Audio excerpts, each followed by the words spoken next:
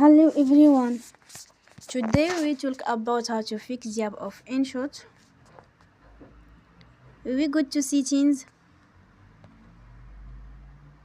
Then we click on apps. After that we search the app InShot and we click.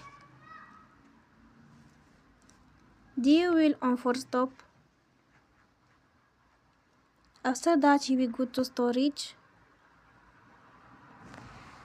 Then we click on clear cache.